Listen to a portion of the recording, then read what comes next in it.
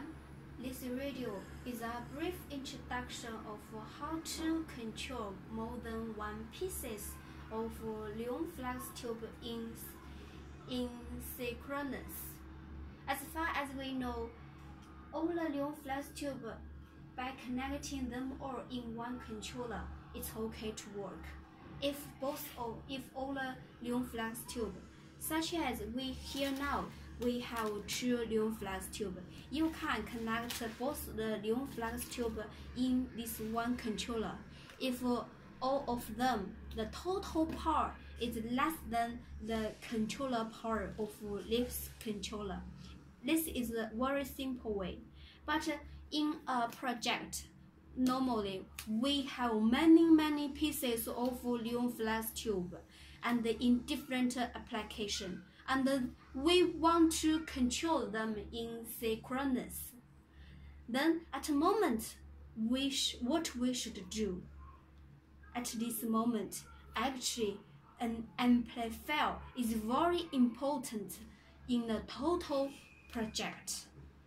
This video will show you a very simple connection, how the amplifier work and how the amplifier control the different neon flex tube in different application, and how them work together and how them work in synchronous. First of all, we need a power supply in enough power for the total neon flex tube you connected, and then the main controller, and then the next amplifier. Firstly, we connected the controller directly to the power supply, and at this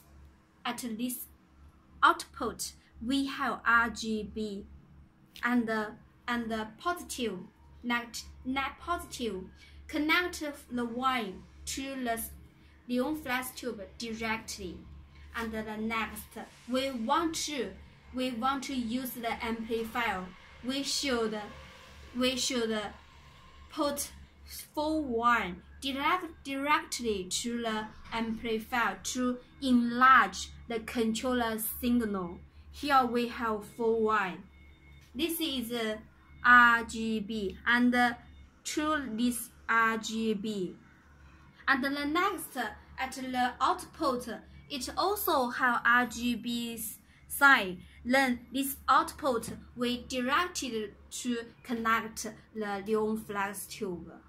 And how to power the amplifier? This is also the DC positive and the DC negative. This you can use another power supply to power the amplifier. You can also use the same power supply, both power the amplifier and the controller, if the controller have enough power.